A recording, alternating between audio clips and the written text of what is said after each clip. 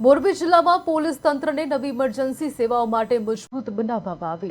ગાંધીનગર ખાતે કેન્દ્રીય ગૃહમંત્રી અમિત શાહના હસ્તે લોકાર્પણ કરાયેલા 1034 જનરક્ષક વાહનોમાંથી મોરબીના 10 જેટલા વાહનો ફાળવાયા છે। આજે મોરબી જિલ્લા પોલીસ વડા મુકેશ કુમાર પટેલ, ડીવાયએસપી તલવાડી, ગ્રામ્ય ડીવાયએસપી સમીર સારડા સહિતના અધિકારીઓની હાજરીમાં આ વાહનોને લીલી ઝંડી બતાવી પ્રસ્થાન કરાવવામાં આવ્યા હતા। પત્રકાર પરિષદમાં જિલ્લા પોલીસ વડાએ જણાવ્યું કે હવે મોરબી જિલ્લાના નાગરિકો કોઈપણ ઇમરજન્સી સમયે પણ માત્ર એક જ હેલ્પલાઇન નંબર 112 પર કોલ કરીને તાત્કાલિક સેવા મેળવી શકશે। આ વાહનો ઇમરજન્સી સેવાનો ઝડપી પ્રતિસાદ આપવા ઉપયોગમાં આવશે અને જનસુરક્ષા માટે એક મજબૂત પગલું સાબિત થશે।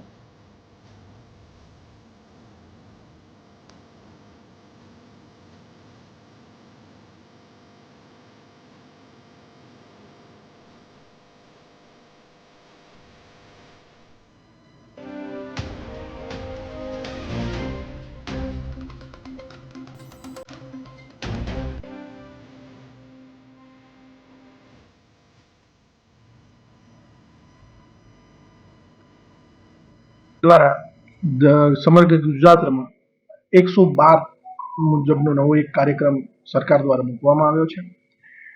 તમામ જે 100 નંબર છે, 108 નંબર છે, ફાયર છે, 181 નંબર છે, જેટલી પણ જે ઓનલાઈન અને ફોન દ્વારા સેવા મેળવવામાં આવતી હતી તે તમામને એક છત્ર નીચે લાવી અને 112 નું જનસંપર્ક કાર્યક્રમ નામ આપવામાં આવ્યું છે। મોરબી જિલ્લાને નવી 10 જનસંપર્ક વાહન ફાળવવામાં આવ્યા છે। આ જે વાહનો જે છે એ વાહનો દરેક પોલીસ સ્ટેશનમાં એક એમના અગાઉથી નિર્ધારિત કરેલી જગ્યા પર એ સ્ટેન્ડ ટુ રહેશે।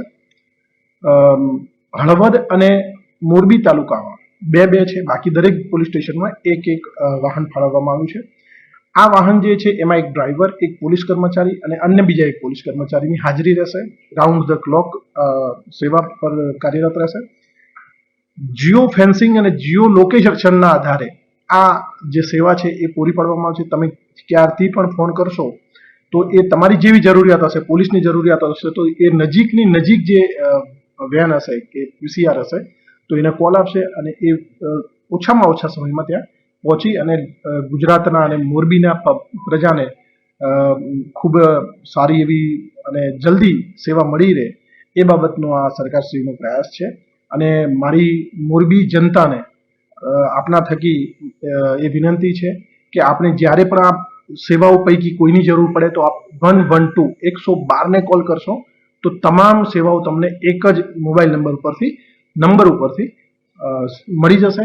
તો તમામ નાગરિકોને, આમ જનતાને મારી વિનંતી છે કે 112 નંબર હવે સેવ કરી લો અને અમે દિન રાત આપની સેવામાં તત્પર છીએ।